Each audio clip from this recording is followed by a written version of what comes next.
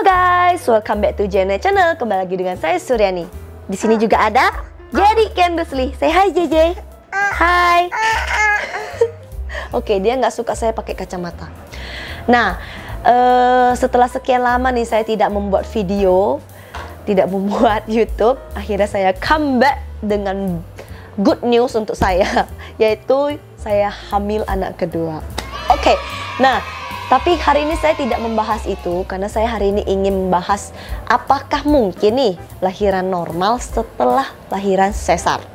Nah, seperti teman-teman ketahui sendiri, lahiran si bocil ini secara sesar karena dia tidak mau keluar, apalagi sudah diinduksi dan lain-lain. Kita tunggu 2 hari 3 malam tapi tetap tidak mau keluar dan pada akhirnya saya sesar. Jadi saya mengkomitmenkan diri sendiri bahwasannya anak kedua ini saya pengennya itu normal. Tapi sebelum saya normal, saya bakal mencari-cari tahu nih, apakah mungkin, apakah apa yang harus saya lakukan, apakah apa lagi dan lain-lain lah ya kan. Karena kan saya tidak mau beresiko juga kan teman-teman. Nah, jadi hari ini saya ingin sharing nih apa yang sudah saya dapatkan, saya ingin sharing di video ini. Mana tahu tips and trik ini semuanya bermanfaat untuk teman-teman semua ya. Jadi saya sudah bertanya nih ke hampir 4 dokter ya saya cari ya. Saya bertanya apakah mungkin nih lahiran normal setelah sesar, dan keempat dokter itu semua mengatakan bisa. Tapi ada tapinya ini teman-teman.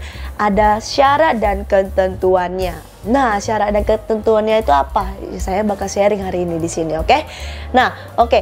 Pertama, syaratnya itu adalah jarak ya, jarak dari anak pertama ke anak kedua. Nah, jadi sebelum kalian ingin memiliki anak, sebelum kalian ingin memastikan anak kedua itu atau anak ketiga atau anak keberapa itu normal, pastikan dulu jarak anak tersebut. Oke, contohnya nih si Jerry kau sudah umur 2 tahun. Nah, pas adiknya lahir tuh umurnya udah 3 tahun. Jadi jaraknya udah sangat-sangat memungkinkan ya.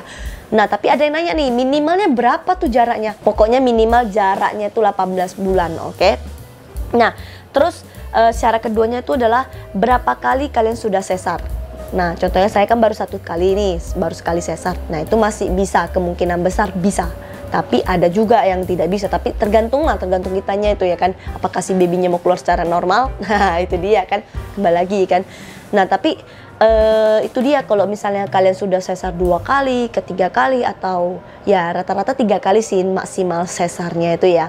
Jadi kalau sudah 3 kali sesar mau ke 4 kali normal itu sangat-sangat kemungkinannya sangat tipis ya untuk bisa ya, karena harus dicek dulu rahimnya tuh, rahimnya tebal atau enggak. Apa setahu saya sih kalau semakin banyak kita sesar tuh rahim kita semakin menipis teman-teman. Jadi harus dipastikan dulu gitu rahimnya itu tebal atau sudah tipis atau masih memungkinkan atau tidak lah, inti daripada intinya ya kan. Jadi kita harus konsultasikan dulu ke dokter kita tanya apakah bisa atau enggak, oke? Selanjutnya itu syarat ketiganya itu adalah berat badan si bayinya itu loh, harus kita kontrol. Dokternya mengatakan sih kalau bisa jangan sampai 3,5 kilo, kalau bisa tuh sampai 3 kilo aja maksimalnya. Kalau 2,5 tuh lebih bagus karena katanya lebih gampang keluarnya, apalagi saya sudah sesar. Jadi bekas jahitannya aman lah gitu ceritanya, mengurangi resiko dan lain-lain lah gitu, oke.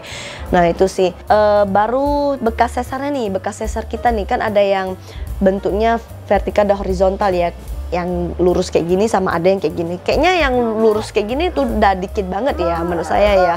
Kebanyakan itu udah sesar bekas jahitannya tuh udah kayak gini tuh rata-rata masih bisa sih.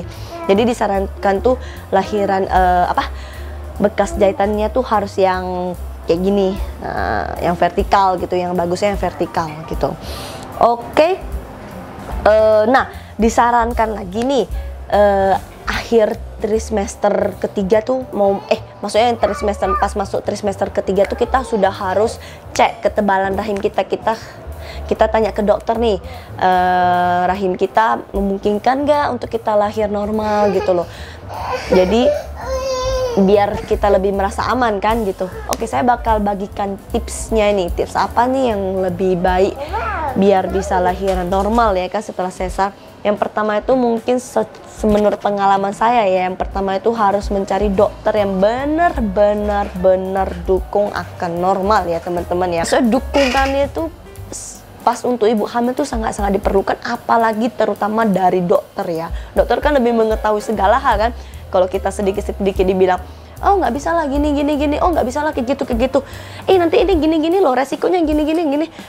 Belum berperang aja kita udah dikasih racun-racun yang mengerikan kan. Itu kita saja udah buat kita down gitu. Apa bisa nggak ya, nanti gini, mental kita aja udah kalah gitu. Tapi kalau ada dokter yang mendukung kita, oh kamu bisa nih, rahimnya bagus, ini anaknya baik, gini, kita tuh jadi mengambung-ngambung semangat balik nih. Oh saya bisa nih, pasti saya bisa, dokter aja bisa bilang bisa kok, kenapa saya bilang nggak bisa gitu. Nah kan, jadi itu penting banget cari dokter yang benar-benar mendukung kita untuk bisa lahiran normal ya teman-teman ya. Karena itu sangat menurut pengalaman saya ya itu ya.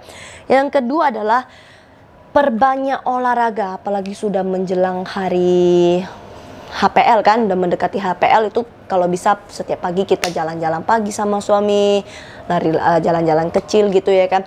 Terus kalau enggak ikut kelas yoga bisa dimulai dari trimester pertama sih, lebih bagus, jadi lebih memudahkan dan untuk meringankan sakit-sakit pain kita gitulah.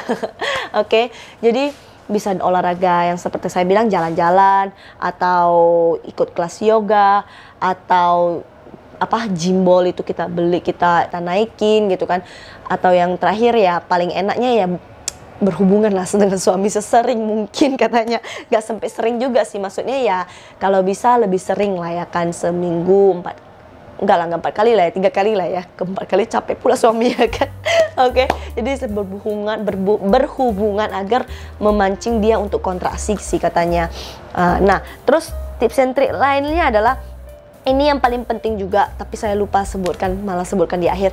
Paling penting itu adalah kita harus cari tahu nih penyebab awal kita nggak bisa lahiran normal. Seperti saya ya kan, saya awalnya pengen normal malah nggak bisa, lahirnya sesar. Kalau saya sih gara-gara bukan karena sungsang ya, juga bukan karena pinggul saya kecil atau apalah. Kalau pinggul kecil mungkin babynya jangan terlalu dibesarkan ya kan, bisa kita usahakan. Kalau misalnya kayak seperti sungsang juga, itu kita paling bisa bicara dengan dedeknya, atau saran saya sih bicara sama dede sih. Kalau selebihnya tuh agak beresiko ya, kalau sungsang agak susah sih sebenarnya. Jadi kita harus terima kenyataan kalau babynya sungsang lah, terlilit tali pusar lah, atau habis, atau pinggul kita kecil, itu kita udah harus agak menerima kenyataan lah ya kan. Nah jadi kalau misalnya penyebabnya kayak seperti saya tuh si babynya nggak mau keluar nih, dan saya disuruh untuk tidur terus menanti keadaan, padahal saya nggak ada kontraksi dikit-dikit doang. Bagi teman-teman yang belum nonton video saya melahirkan saya yang di awal tuh, nanti saya cantumkan di bawah. Oke. Nah di situ saya mungkin karena kurang gerak ya mungkin ya, apalagi menjelang akhir itu saya kurang persiapan. Saya pikir lahiran normal tuh ya memang tubuh seorang ibu tuh diciptakan untuk lahiran normal gitu. Jadi saya pikir ya nggak ambil resiko lah, nggak ambil pusing lah gitu kan ya, tunggu HPL, sakit, kontraksi, lahirlah si baby. Ternyata nggak segampang itu ya.